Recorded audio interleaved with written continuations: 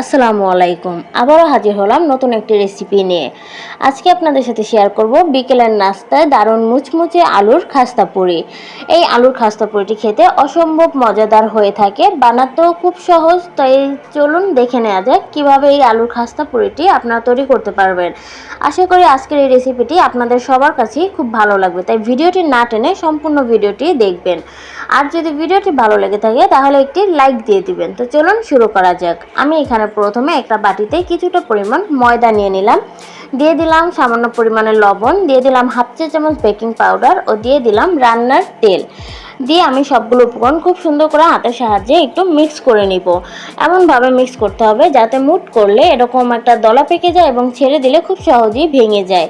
তো এবার আমি অল্প অল্প পানি দিয়ে খুব সুন্দর একটা সফট ডো তৈরি করে নিব।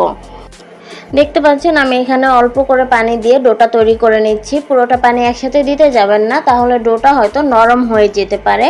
তাই অল্প করে পানি দিয়ে একটি ডো তৈরি করে নিতে হবে। দেখতে পাচ্ছেন আমার ডোটা কমপ্লিট। এবার আমি আপনাদেরকে আরও ভালো করে একটু মথে দেখাচ্ছি যে এটা কতটা সফট হয়েছে। তো এরকম একটি ডো তৈরি করে এটাকে রেস্টের জন্য রেখে দিতে হবে 30 মিনিটের মতো। হাতে যদি সময় থাকে তাহলে আপনার চাইলে 1 ঘন্টার মতো এটাকে রেস্টে রাখতে পারেন। এবার আমি পুরের জন্য নিয়ে নিলাম আলুটাকে প্রথমে আমি সিদ্ধ করে এখানে ম্যাশ করে নিয়েছি। এবার দিয়ে দিব পেঁয়াজ বেরেস্তা।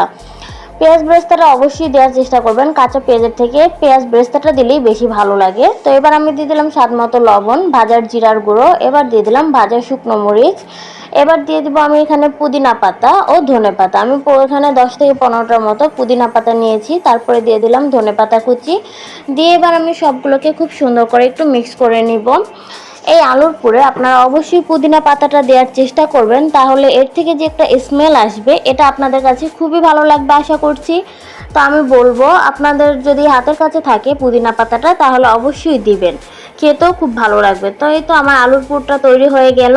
এবার আমি কিছু ছোট ছোট বল করে নিব। আলুর পুরটা আমার মেখে নেওয়া হয়ে গেছে, দেখতে পাচ্ছেন খুব সুন্দর করে আমি মেখে নিয়েছি। এবার আমি খুব সুন্দর করে ছোট ছোট বল করে নেব। আমি যে কটা পুরি তৈরি করব আজকে আমি ওই কটা বল তৈরি করে নিচ্ছি।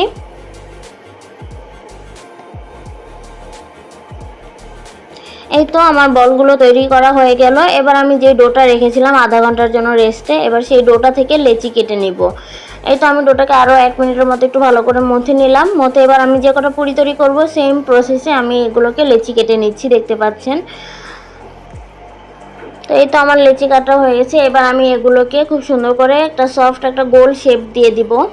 দেখতে পাচ্ছেন আমি কিভাবে করছি। তো এইভাবে আমি সবগুলো লেচি তৈরি করে নেব। এই তো আমার লেচিগুলো কমপ্লিট। এবার আমি আপনাদেরকে একটা করে দেখাচ্ছি। আজকের এই পুরিটা কোনো রকম বেলা ছাড়াই আপনারা তৈরি করতে পারবেন হাতের সাহায্যেই। তো দেখতে পাচ্ছেন আমি কিভাবে একটি ডো তৈরি করে নিয়েছি। প্রথমে হাতের সাহায্যে কিনারাগুলো মেলে দিয়ে তার ভিতরে একটি আলুর বল ঢুকে এবার আমি সাইড থেকে মুখগুলোকে এভাবে ঘুরিয়ে ঘুরিয়ে আটকিয়ে দিলাম।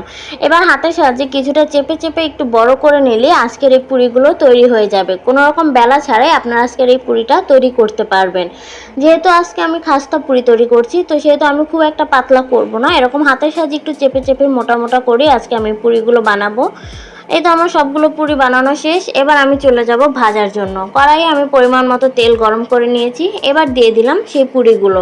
দেখতে পাচ্ছেন আমি তেলটা খুবই হালকা গরম অবস্থায় দিয়েছি। আমি যখন পুরিগুলো দিয়েছি কোনো প্রকার কিন্তু বুদবুদ ছাড়েনি। তো এরকম অবস্থায় পুরিগুলো দিতে হবে, নয়তো ফুলবে না। তো আমি পুরিগুলোকে দিয়ে কোনো প্রকার প্রথমে লাড়িনি। যখন একটু উপরের দিকে ভেসে উঠেছে এবার আমি একটু হালকা পাতলা নেড়ে চেড়ে দিলাম। তো এক পাশটা যখন হালকা একটু ফুলে উঠবে এবার আমি অপর পাশটা উল্টে দিব। তো এভাবে একটু সময় নিয়ে পুরিগুলোকে ভাজতে হবে। পুরিগুলোকে ভাজতে মিনিমাম 4 থেকে 5 মিনিটের মতো সময় লাগতে পারে। দেখতে পাচ্ছেন পুরিগুলো কতটা ফুলে উঠেছে। এভাবে অল্প আঁচে এটাকে ভাজার চেষ্টা করবেন, কখনই হাই হিটে ভাজতে যাবেন না, তাহলে পুরিগুলো ফুলবে না। এটাকে আমি আরও 2 থেকে 3 মিনিটের মতো সময় নিয়ে গোল্ডেন ব্রাউন করে ভেজে নেব। আপনারা আপনাদের পছন্দ কালার অনুযায়ী নামিয়ে নিতে পারেন। তো এরকম যখন গোল্ডেন ব্রাউন হয়ে যাবে তখন আমি এটাকে তুলে রেখে দিব। আমি আরেকটু কালার আনার জন্য 2 মিনিটের মতো উল্টে পাল্টে দিচ্ছি, দেখতে পাচ্ছেন। এটা যদি আপনারা অল্প আঁচে ভাজেন তাহলে এটা অসম্ভব মুচমুচে হবে, আর যদি আপনারা খুব সহজেই তাড়াতাড়ি ভেজে নামিয়ে ফেলেন তাহলে এটা অতটাও মুচমুচে হবে না। তো আমার পুরিগুলো তৈরি করা হয়ে গেল, এবার আমি আপনাদের সাথে পরিবেশন করে দেখাবো যে দেখবেন কতটা অসম্ভব সুন্দর হয়েছে এবং মুচমুচে হয়েছে। এবার আমি আপনাদের সাথে একটা ভেঙে শেয়ার করব। দেখতে পাচ্ছেন আমি ভেঙে দিচ্ছি। ভিতরের পুরটা চারপাশে খুব সুন্দর করে ছড়িয়ে রয়েছে, আপনারা দেখতে পাচ্ছেন কতটা সুন্দর দেখাচ্ছে। তো আজকের এই রেসিপিটি যদি আপনাদের ভালো লেগে থাকে তাহলে ভিডিওতে একটি লাইক দিয়ে চ্যানেলটিকে সাবস্ক্রাইব করতে ভুলবেন না। দেখা হবে পরবর্তী নতুন কোনো ভিডিও নিয়ে, ততক্ষণ পর্যন্ত সুস্থ থাকুন, ভালো থাকুন, আল্লাহ হাফিজ।